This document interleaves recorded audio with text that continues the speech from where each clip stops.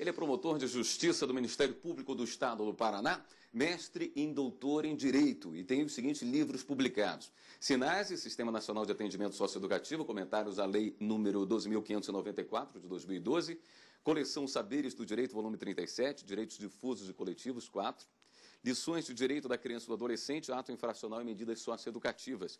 Ao longo dessa semana, ele ministrou aqui na TV Justiça o curso Direito da Pessoa Idosa. Aulas 1 e 2, Estatuto da Pessoa Idosa. Aula 3, Medidas de Proteção e Política de Atendimento. Aula 4, Acesso à Justiça. E na aula 5, Crimes contra a Pessoa Idosa. A gente conversa hoje com o professor Mário Luiz Ramidoff, que trata lá desde a criança até o idoso. O senhor pega essas áreas todas, doutor Mário? É verdade, meu caro William.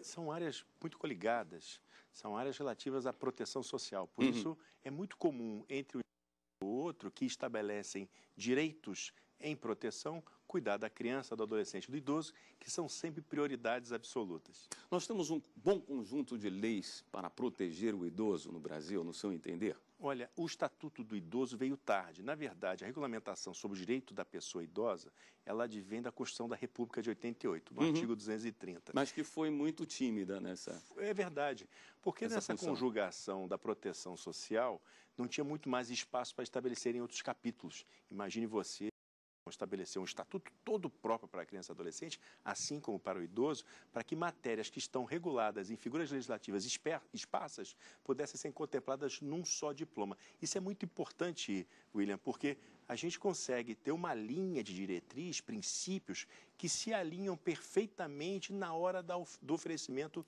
da tutela jurisdicional. Por isso é importante para os operadores do direito um estatuto próprio. Só em 2003 foi feita essa correção. É verdade. O idoso passou muito tempo. Muito tempo. Imagine você, William, que a Lei 8.842 é de 1994, que estabelecia também os fundos de direito do idoso, os conselhos não foram criados por uma decisão governamental e só em 2004 foram regulamentados os conselhos. Por que são importantes os conselhos para a pessoa idosa? É porque lá os conselhos vão gerir os recursos públicos para a política nacional do idoso. Aproveitando o seu amplo conhecimento sobre o assunto, eu vou te puxar um pouquinho da teoria para a prática. Claro. Hoje, o idoso é respeitado no Brasil graças a esse estatuto? Olha, ou ainda falta muito? Eu acho que a TV Justiça, o programa Saber Direito, cumpre esse objetivo. Isso vem muito a calhar nas nossas aulas que trabalhamos essa semana aqui. Por quê? O grande incentivo que o Estatuto dá é a mobilização da opinião pública. E nisso a TV Justiça vem contribuindo há muito tempo. Então é muito importante já pautar essas temáticas para que as pessoas tenham conhecimento sobre o direito da pessoa idosa. Então ainda é muito desrespeitado, como você me pergunta, porque há desconhecimento sobre essas leis de regência. O senhor acha que é mais importante haver o conhecimento por parte do idoso para saber cobrar ou que a gente mude essa cultura de desrespeito à pessoa idosa? As duas coisas, você tem razão. O idoso precisa ter conhecimento sobre os seus direitos e o público em geral. Na hora que o público em geral tomar conhecimento, nós vamos abandonar definitivamente a cultura do asilamento para a cultura do amparo. E a cultura do amparo é uma cultura do respeito aos direitos da pessoa idosa. Não precisamos das bondades dos bons, mas o respeito ao direito que é do idoso. Aonde o desrespeito fala mais alto? Nas políticas sociais públicas. O Estado tem que ter gestores de políticas sociais públicas específicas do idoso. O que é isso, William? Isso é destinação orçamentária para o atendimento do idoso, no transporte coletivo, na saúde, na habitação. Nós temos programas habitacionais que existem cotas percentuais de 3% para que o idoso tenha direito a conseguir o financiamento e adquirir a casa própria. E, preferencialmente no pavimento terra. Então, a gente precisa ter toda essa cultura, todo esse entendimento para saber que o idoso pode participar da vida ativa. O senhor falou em transporte, para usar uma expressão assim meio chula, aqui no Brasil tem leis que pegam e que não pegam. É verdade. O transporte para o idoso, como é que está? Isso ele é bem respeitado? O senhor acha que foi de bom tamanho reservar vagas para idosos em ônibus interestaduais? Apenas 2 vagas ficou pouco? Qual é o seu entender a respeito desse tratamento com o idoso? Nós avançamos muito. Com a consignação dessas leis de regência, nós conseguimos, pelo menos, já pautar, garantir, no mínimo, essas 2 vagas, elas são identificadas por placas, está se estabelecendo uma cultura, mas nós precisamos fazer mais, precisamos avançar mais. Então, nós temos diferenciações hoje dentro do próprio Estatuto do Idoso. Então, pessoa idosa para a lei, é a pessoa com idade igual ou superior a 60. Mas para ter direito à gratuidade, o benefício da gratuidade, ele tem que ter mais de 65 anos para os transportes coletivos públicos, urbanos e semi-urbanos. Já nos interestaduais, não. Ele precisa ter mais de 65, precisa ter uma condição social cuja renda seja inferior a 2 salários mínimos. Então, você percebe que há uma restrição no exercício fundamental do direito ao transporte? Até porque, muitas vezes, essa renda superior a 2 salários mínimos, o idoso, quando ele termina de gastar com o seu remédio, com o seu plano de saúde, não vai sobrar para ele que consiga fazer uma viagem interestadual para lazer, para visitar um neto, um filho. 2 salários mínimos é muito pouco. Né? É verdade. Ele não chega a atender às necessidades vitais básicas. Imagine que a pessoa idosa, ao longo do tempo, é uma condição humana peculiar a todos nós, nós vamos reduzindo a nossa capacidade física, a nossa capacidade psíquica, e nós precisamos, acima de tudo, de ter uma atividade social muito maior. Isso vem com uma alimentação diferenciada, medicamentos de uso continuado, que também deveriam ser prestados de forma gratuita. E tudo isso compromete a renda, como você bem diz. E na contramão, nós temos, às vezes, uma situação muito cruel, que é o idoso se transformando num arrimo de família. É verdade. Alguns anos atrás, o idoso ele tinha que depender, ele era um dependente dos filhos. Não é? Hoje, a situação, em muitos casos, está se invertendo. O idoso é o que garante a subsistência de uma família. E, muitas vezes, por isso, inclusive, ele se vê refém dentro da própria família. Né? É verdade. Ele, como você diz, essa situação de refém, de referência até do idoso, causa a ele um sofrimento mental, um desconforto pessoal muito grande. Por vezes ele é abordado, existem crimes específicos em você instigar, sugerir, obrigar a ele doar procuração. E ele se vê, às vezes, obrigado sentimentalmente, afetivamente. Como você sabe, eu sou promotor de justiça no Estado do Paraná e trabalho na promotoria do idoso. Na promotoria do idoso não é incomum outros filhos, outros parentes, esposas, ex-esposas, vêm falar de um tratamento que é dado de forma afetiva, mas de forma também abusiva ao idoso por determinado filho, cuidador ou curador. Então, o idoso, ele recebe uma proteção diferenciada pelo sistema de justiça em razão da sua condição social de vulnerabilidade. Ele é mais suscetível a notícias, ele é mais suscetível a acontecimentos, ele vê um mundo a partir de um outro momento, a partir de uma outra vivência. Por isso, ele está sempre muito próximo ao limite da ilegalidade alcançado pelos outros. Então, planos de saúde, transportes coletivos, contratações de benefícios de longa permanência, precisa ter muito cuidado quando trata com o idoso, porque a legislação é muito clara. Precisa ficar tudo firmado, tudo bem esclarecido, porque, inclusive, por atos notariais feitos em cartórios, as pessoas podem ser responsabilizadas civil, administrativa e criminalmente. Você está acompanhando o Saber Direito Responde aqui na TV Justiça. Hoje estamos recebendo o doutor Mário Remendorf. Voltamos em 1 minuto.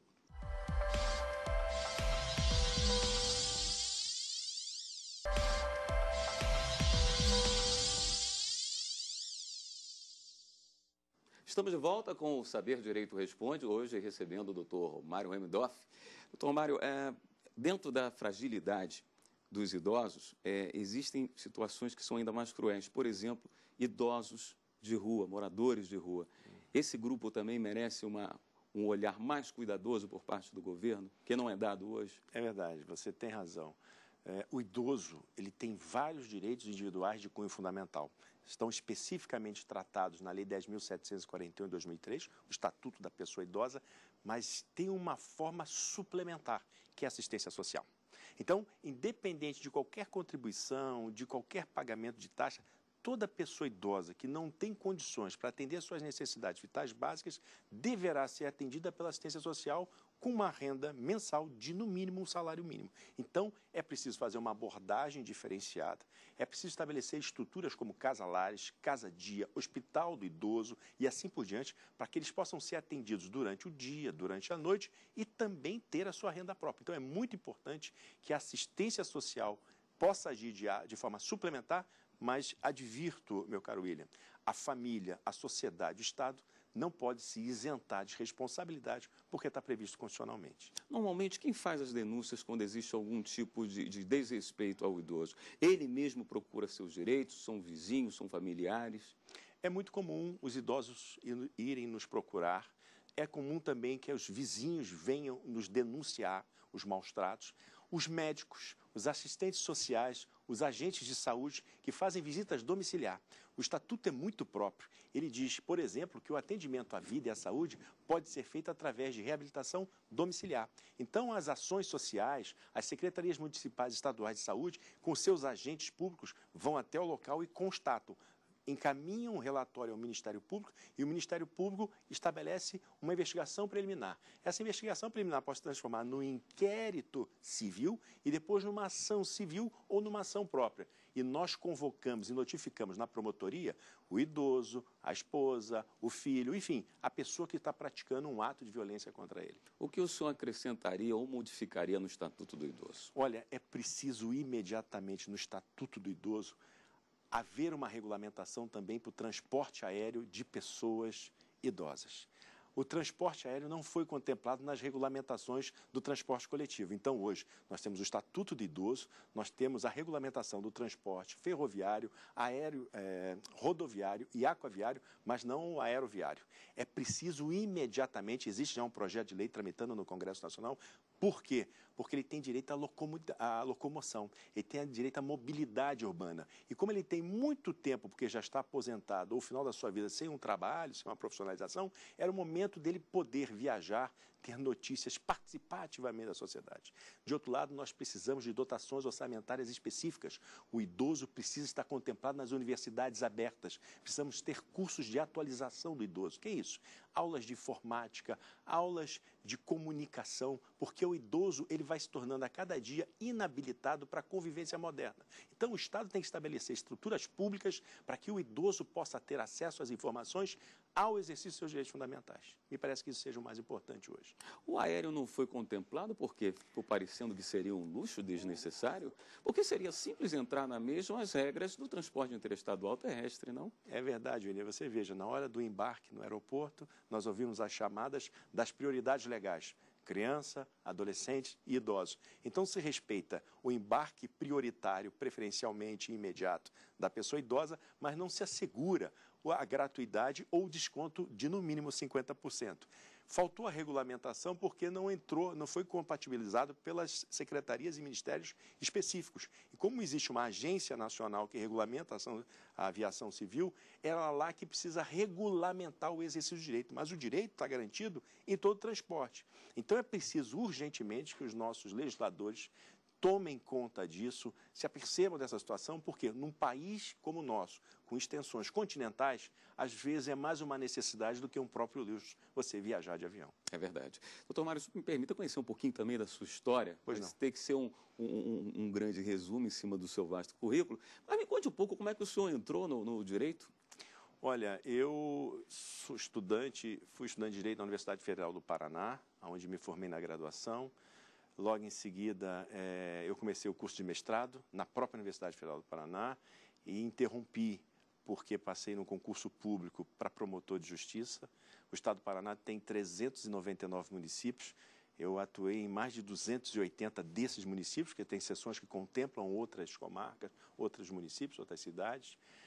Desenvolvi minha carreira como promotor de justiça em todas as áreas que o Ministério Público atua. O Ministério Público hoje não atua apenas na área penal, na área processual penal, mas a área social é muito importante: criança, adolescente, consumidor, meio ambiente, idoso, patrimônio público, a responsabilidade civil, a improbidade administrativa. E agora, ao final da minha carreira, já estou na capital, já estou em Curitiba, estou já há 18 anos no Ministério Público, eu estou na Promotoria de Proteção ao Idoso. Fora isso, eu sou professor universitário, fiz a minha formação acadêmica em universidades públicas, tenho mestrado pela Universidade Federal de Santa Catarina, doutorado pela Universidade Federal do Paraná, nos programas de pós-graduação. Hoje, faço pós-doutorado na Universidade Federal de Santa Catarina, tenho livros escritos pelas editoras Saraiva, pela editora Vicentina, pela Hábitos, pela Juruá, e são livros relacionados à teoria jurídica, que é a minha formação, e também à área da infância e juventude. Desses programas do Saber Direito, eu já tenho no prelo o livro sobre o direito da pessoa idosa. Então, foi muito importante a minha vinda aqui para que eu pudesse consignar, objetivar todos esses pequenos detalhes, os percalços relativos à matéria. Então, eu sou casado, tenho 3 filhos, estudantes, 2 estudantes já de direito, que muito me orgulham, e tenho uma profunda fé na justiça, nos tribunais superiores, nos meios de comunicação, na formação da opinião pública esclarecida. É um importante veículo para o exercício da democracia, do regime democrático, para a valorização das instituições públicas. Acredito, sim, que as grandes mudanças sociais venham pelos aparelhos ideológicos, mas nós temos um compromisso muito sério ainda com o Brasil e é preciso cuidar, desde a origem da criança, adolescente, até o final da nossa existência, que é o direito do idoso. Então, me parece muito importante estar aqui hoje. Muito bem, nós estamos no programa Saber Direito Responde, nessa semana recebendo o professor Mauro Ramidoff. Nós vamos fazer mais um rápido intervalo, mas voltamos em instantes, não sai daí.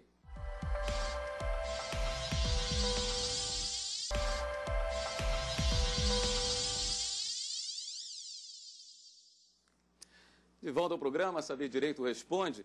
Professor Mário, uma coisa me incomodou no seu relato aí da sua trajetória recente. Quando o senhor falou que já estou em final de carreira, como assim? Você já pensa em aposentadoria? Não, né? Não, não é isso. É que o Ministério Público, você tem sistemas de progressão na carreira que elas se dão por divisão dentro da carreira. Então, hoje o Ministério Público do Estado do Paraná tem aproximadamente 700 promotores. Eu já estou quase perto do primeiro quinto, então eu sou o último dos primeiros, já podendo ascender a carreira a procurador de justiça. Então, eu já estou antigo na carreira, com 18 anos. Então, atrás tem muitos jovens e o Ministério Público é feito por esses valorosos promotores de justiça, que na comarca inicial são promotores integrais. Eles atendem desde a questão da família, do tribunal do júri, também a questão do idoso, da criança, adolescente. Então, hoje... Forma uma bagagem rapidamente. Exatamente. O verdadeiro Ministério Público hoje está nas comarcas iniciais, trabalhando diretamente com a população, ouvindo a comunidade, atuando e fazendo ver atuar todo o processo administrativo ou judicial na proteção, aqui no nosso caso, do idoso, da família, uma medida protetiva, uma medida alimentar. Então, os promotores de justiça, assim como os juízes de direitos novos que estão entrando na carreira, têm essa responsabilidade muito grande de manter esse Ministério Público vivo. Esse Ministério Público ainda é muito pouco compreendido. É um Ministério Público que foi completamente reformulado a partir da Constituição de 88 e tem funções democráticas importantíssimas para o estabelecimento do regime, da divisão entre os poderes, da harmonia entre os poderes, né, para que nós possamos estabelecer e administrar a justiça no Brasil. Então, o Ministério Público do Estado do Paraná hoje conta com valorosos promotores, não que os mais antigos, e falando da pessoa idosa, estejam lá para nos dar as suas vivências, as suas experiências, mas os órgãos de execuções ministeriais que estão nas bases são muito importantes. É importante se fazer uma carreira, se passar vários anos dentro de um mesmo espaço geográfico para um conhecimento mais profundo da cultura, das necessidades daquela região? Isso é verdade. O estado do Paraná, de onde eu venho, é um estado com uma dimensão muito grande territorial. E você tem localizações que são culturalmente absolutamente diferentes, né? Então, você tem a região do norte pioneiro, você tem a região sudoeste, você tem colonizações de vários grupos e etnias, inclusive internacionais, estrangeiras, né? E essa faz uma formação cultural muito densa. O promotor de justiça, o juiz de direito, tem que ir até esses lugares, colaborar para a melhoria do desenvolvimento social. Essa hoje é o principal desafio do sistema de justiça, colaborar no desenvolvimento social do nosso país, de cada um desses estados. Então, me parece muito importante a experiência profissional. Eu passei cerca de 10 anos no interior, viajando em várias comarcas, conhecendo o estado do Paraná, até chegar na capital, e aí sim, chegar com toda essa bagagem, a experiência, para que nós possamos ter a mansidão de entender que o Ministério Público tem instrumentos coercitivos muito fortes, mas não devem ser utilizados como a primeira lógica, a primeira razão. Nós temos que trabalhar com políticas sociais, tentar fazer uma grande conciliação, o Ministério Público ser um grande mediador social, por exemplo, como diz o Estatuto do Idoso, nós podemos celebrar acordos dentro do Ministério Público sobre alimentos, assim como é a Defensoria Pública, não é? E esses acordos, muito mais do que ser um acordo jurídico, ser um acordo que acerte, corrija as irregularidades em relação à pessoa idosa. Então, me parece muito próprio que o Ministério Público hoje tem uma atividade extrajudicial talvez mais importante que a atividade judicial. O senhor fala com muita paixão do Ministério Público. O senhor acredita que, para trabalhar nessa área, tem que ter um olhar diferenciado do seu país? Olha, nós acabamos no Ministério Público de tanto lidar com a população diretamente, conhecendo a ansiedade da maioria do povo brasileiro. Então, o Ministério Público ele está muito próximo à sociedade e essa talvez seja a maior legitimidade do Ministério Público, porque a gente consegue ouvir e compreender exatamente aquela medida que eu tenho que adotar judicialmente para atender o povo. Então, eu fico muito mais preocupado não só com a tutela, ganhar a ação, mas, sinceramente, você alcançar o resultado prático. E isso é muito próprio para o Ministério Público, ele age como parte. Ele é um Ministério Público da sociedade. Então, nós conseguimos avanços fundamentais na área do idoso, na área do meio ambiente. O Brasil é referência, não é? Nós temos áreas, por exemplo, da previdência social, da assistência social, da criança e adolescente. Damos aulas sobre isso. Nosso Estatuto da Criança e Adolescente é avançadíssimo, como é o Estatuto da Pessoa Idosa, em termos legislativos, em termos técnicos. Então, é um avanço muito importante. Professor, vamos dar uma olhada nos livros que o senhor selecionou para a gente hoje. Direitos Difusos e Coletivos 4. Esse é um conjunto de obras que contempla todo o curso de direito.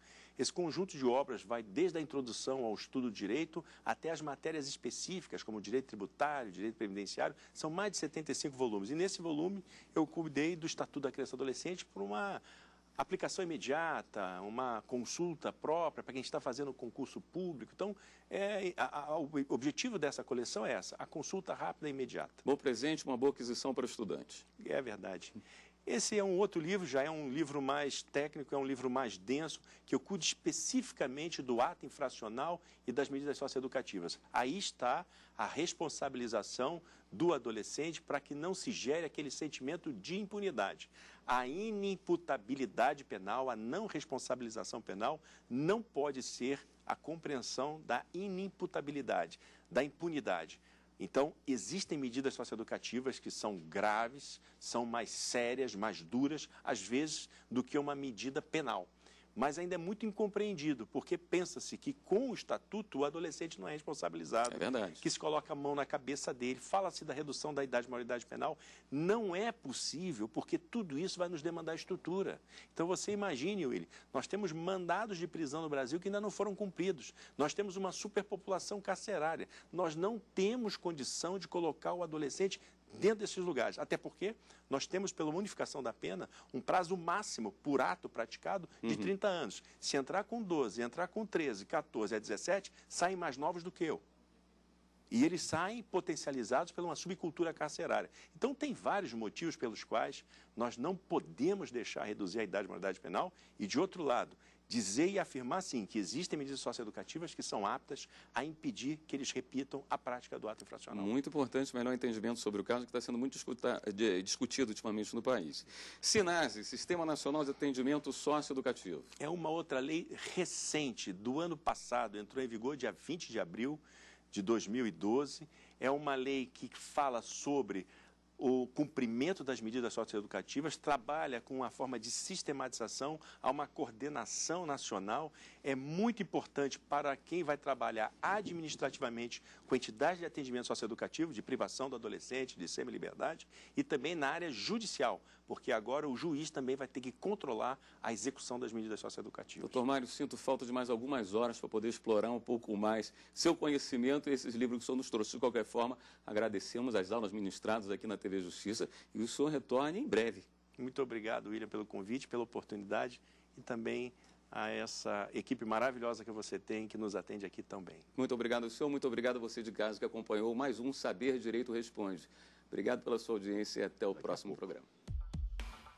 Tem dúvidas sobre o assunto? Mande um e-mail para nós, saberdireito@stf.jus.br. E você também pode estudar pela internet, www.tvjustiça.jus.br.